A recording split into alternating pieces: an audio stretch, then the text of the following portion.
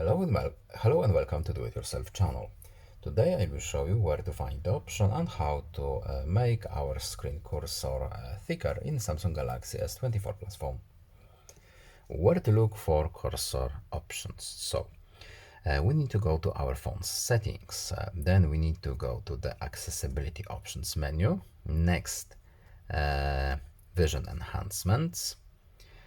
Then we're looking for the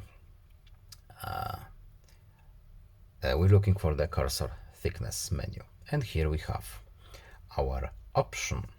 So at the top, as you can see, we have the current example of the cursor. How does it look like? And we can make it thinner or thicker. We have a few setups here.